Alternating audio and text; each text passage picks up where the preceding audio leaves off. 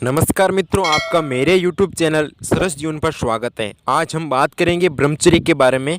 तो ब्रह्मचर्य संस्कृत भाषा में ब्रह्मचर्य शब्द का अर्थ है यानी ब्रह्म अर्थात परमात्मा सृष्टिकर्ता, और चर्य का अर्थ है खोज अर्थात आत्मा के शोध का अर्थ है ब्रह्मचर्य। यानी कि अहंकार से मुक्ति, स्वतंत्रता ही ब्रह्मचर्य है। भूत भविष्य से मुक्ति ही ब्रह्मचर्य है। महावीर स्वामी ब्रह्मचर्य के बारे में कहते हैं, ब्रह्मचर्य उत्तमतव नियम नाण दर्शन चरित सम्मत विनय मूल। अर्थात ब्रह्मचर्य उत्तम तपस्या है। नियम, ज्ञान, दर्शन, चरित्र, संयम और विनय की जड़ है। महावीर स्वामी कहते हैं, तपस्या में श्रेष्ठ तपस्या है ब्रह्मचर्य। ब्रह्मचर्य का अर्थ ये नहीं कि आपको सन्यासी बनना होगा, तप करना होगा, साधु संत बनना होगा। आप गृहस्थ जीवन में भी आप ब्रह्मचर्य का पालन कर सकते हैं, क्योंकि गृहस्थ जीवन अपने आप में एक तपस्या है। अगर हम सामान्य शब्दों में कहें तो मन, वचन और कर्म का पवित्र होना ही ब्रह्मचर्य है। सारा खेल हमारे मन का है। अगर हमारे मन पवित्र हैं और अच्छे विचार है तो जीवन में सफलता के रास्ते खुल जाएंगे।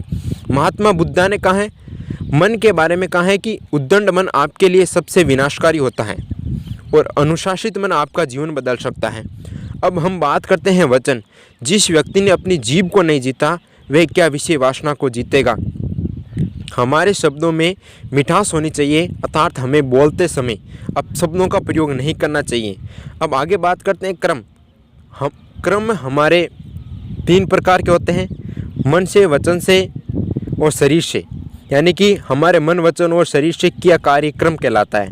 हमारे जीवन में ऐसा कोई क्षण नहीं होता जब हम क्रम नहीं करते हैं। तो अब शरीर आता है, यानी कि आप मन और वचन तो पहले समझ गए होंगे।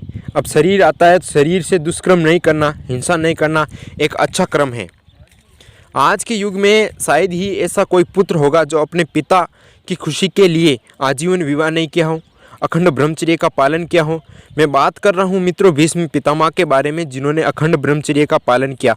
महाभारत के युद्ध में वे सबसे शक्तिशाली योद्धा थे और इसी ब्रह्मचर्य व्रत के कारण उनका देवव्रत से भीष्म नाम पड़ गया और उनको इच्छा मृत्यु का वरदान प्राप्त था। अब मैं आपको गृहस्थ ब्रह्मचर्य जीवन का एक अच्छा सा उदाहरण देता हूँ। जब श्री राम ने रावण का वध कर दिया और लंका की महारानी राम से मिलने आई।